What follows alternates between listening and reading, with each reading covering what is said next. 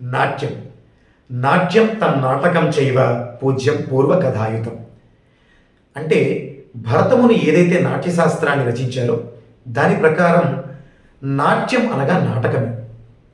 ఇది పూర్వకథలతో కూడి ఉంటుంది. అంటే రామాయణమో మహాభారతమో లేక భాగవతమో ఇటువంటి ఏదైనా ఒక పురాణ ఇతిహాసాల నుంచి ఒక చిన్న కథను తీసుకుని ఆ కథను కొంతమంది క్యారెక్టర్స్ అంటే పాత్రధారులు ఏం చేస్తారు, వారి యొక్క పాత్రలను ధరిస్తారు.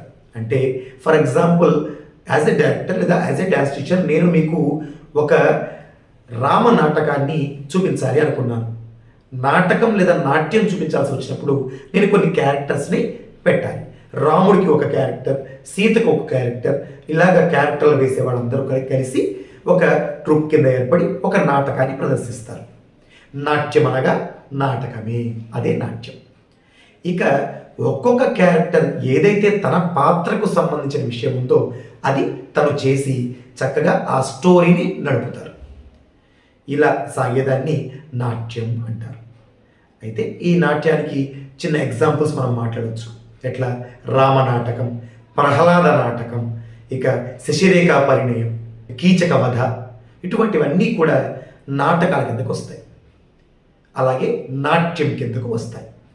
క్యారెక్టర్స్ ఎక్కువ మంది చేయాల్సి ఉంటుంది. ఇది తెలుసుకోవాలి పిల్లలు. ఇక తదుపరి కాన్సెప్ట్ నృత్తం.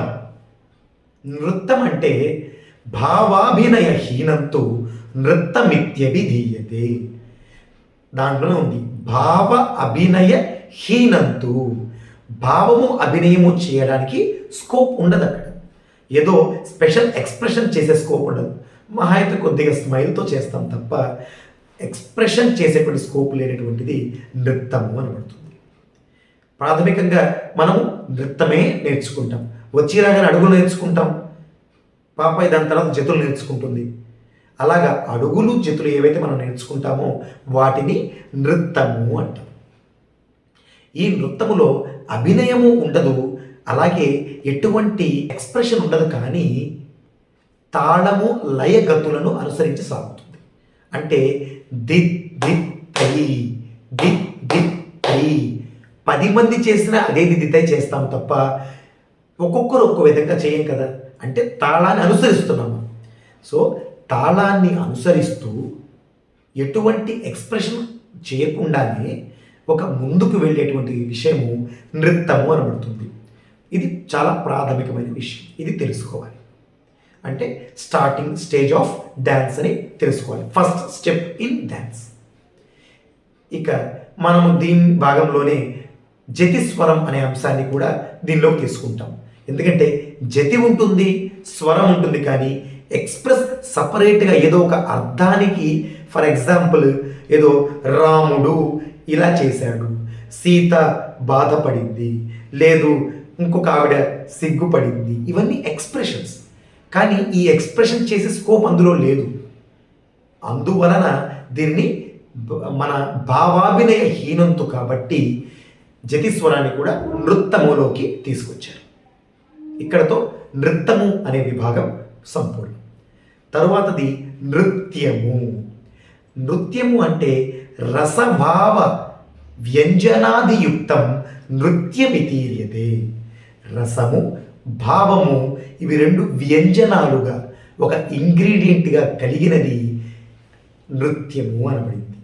రసము అంటే ఏమిటి? మనకి తెలుసు నవరసాలు. శృంగార హాస్యకరుణ రౌద్రవీర భయానక బీభత్స అద్భుత శాంతశ్చ నమనాట్యై రసాస్మృతా.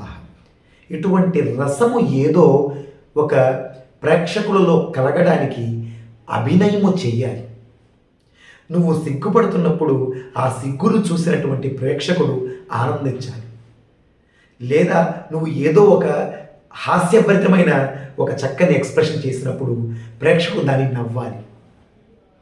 నువ్వు గంభీరంగా నుంచున్నప్పుడు ఆ వీరత్వాన్ని చూసి దానిని అతను ఆస్వాదించి తను వీరత్వాన్ని, అభినయాన్ని తను పొంది హ్యాపీనెస్ ఫీల్ అవ్వాలి.